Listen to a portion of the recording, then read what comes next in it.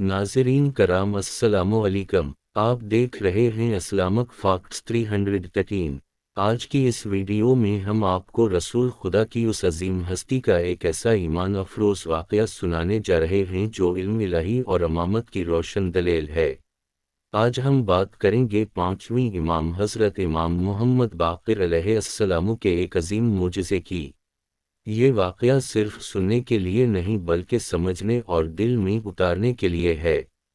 حضرت امام محمد باقر علیہ السلام اہل بیت رسول کی وہ عظیم شخصیت ہیں جنہیں علم کا سمندر کہا جاتا ہے۔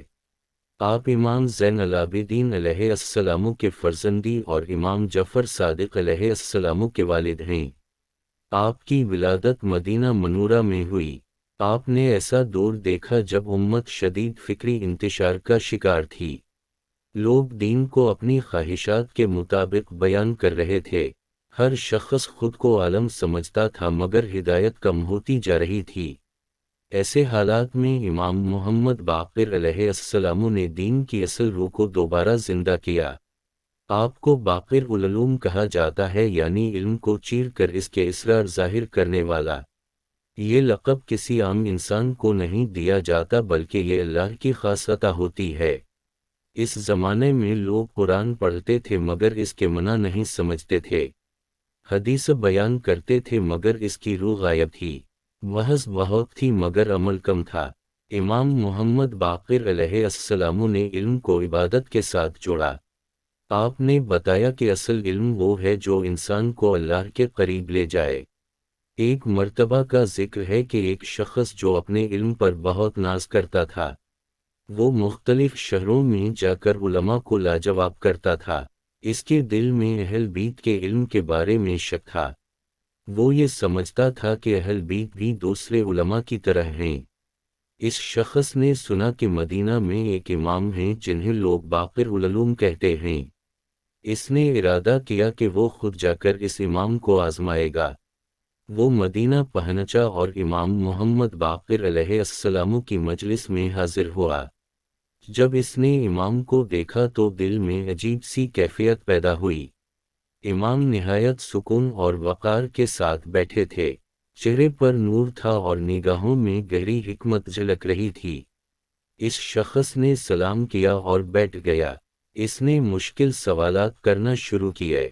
قرآن کی گہری آیات، تقدیر اور اختیار، روح اور جسم کا فرق، ایمان اور عمل کا تعلق، قیامت کے اسرار۔ ہر سوال کے بعد وہ سمجھتا تھا کہ اب امام خاموش ہو جائیں گے، مگر امام محمد باقر علیہ السلام ہر سوال کا ایسا جواب دیتے کہ بات دل میں اتر جاتی۔ ایسا محسوس ہوتا جیسے علم خود امام کی زبان سے جاری ہو۔ لوگ حیران تھے کہ اتنا گہرا علم اتنی آسان زبان میں کیسے بیان ہو سکتا ہے۔ یہ علم کتابوں سے نہیں بلکہ اللہ کی طرف سے عطا کردہ تھا۔ اسی دوران امام محمد باقر علیہ السلام نے اچانک فرمایا، اے شخص، تو وہ سوال کیوں چھپا رہا ہے جو تیرے دل میں کئی دنوں سے موجود ہے؟ یہ سن کر وہ شخص لرز گیا۔ امام نے اس کے دل کا وہ سوال بیان کر دیا جو اس نے کسی انسان کو نہیں بتایا تھا، وہ سوال جو صرف اس کے دل اور اللہ کے درمیان تھا۔ یہ منظر دیکھ کر مجلس میں خاموشی چھا گئی۔ وہ شخص کانپنے لگا، اس کی آنکھوں سے آنسو بہنے لگے۔ اس نے فوراً کھڑے ہو کر کہا، میں گواہی دیتا ہوں کہ آپ اللہ کے حجت ہیں۔ آپ کا علم انسانی نہیں بلکہ الہی ہے۔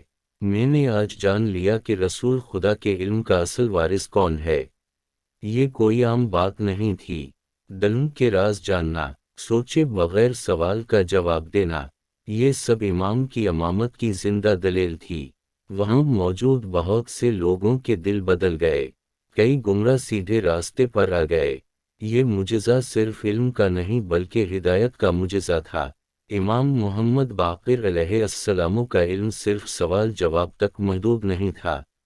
آپ نے ہزاروں شاگرد تیار کیے۔ آپ نے قرآن کی ایسی تفسیر بیان کی جو آج تک زندہ ہے۔ آپ نے دین کو خالص اس کی اصل شکل میں پیش کیا۔ آپ فرمایا کرتے تھے، علم وہ نہیں جو یاد کر لیا جائے بلکہ وہ ہے جو انسان کے کردار میں نظر آئے۔ ایمان صرف زبان سے نہیں بلکہ عمل سے ثابت ہوتا ہے۔ یہی تعلیمات تھیں جو لوگوں کی زندگی بدل دیتی تھیں۔ لوگ دنیا کی محبت چھوڑ کر آخرت کی تیاری کرنے لگے۔ آج بھی اگر ہم امام محمد باقر علیہ السلام کی سیرت کو اپنائیں تو ہمارے معاشرتی اور دینی مسائل حل ہو سکتے ہیں، فرقہ واریت ختم ہو سکتی ہے، علم اور عمل ایک ہو سکتے ہیں۔ یہ معجزہ ہمیں یہ سکھاتا ہے کہ اہل بیت کا علم اللہ کی طرف سے ہے۔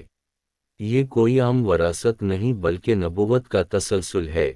جو اس علم کو پہچان لے وہ کبھی گمراہ نہیں ہو سکتا۔ ناظرین کرام، یہ تھا 5ویں امام حضرت امام محمد باقر علیہ السلام کا ایمان افروز معجزہ۔ اگر آپ کو یہ ویڈیو پسند آئی ہو تو لائک ضرور کریں، اپنے دوستوں کے ساتھ شیئر کریں اور اسلامک فیکٹس 313 کو سبسکرائب کریں۔ ہمیں کمنٹس میں ضرور بتائیں کہ آپ کو یہ واقعہ کیسا لگا۔ اللہ ہمیں اہل بیت کی محبت اور معرفت نصیب فرمائے، آمین۔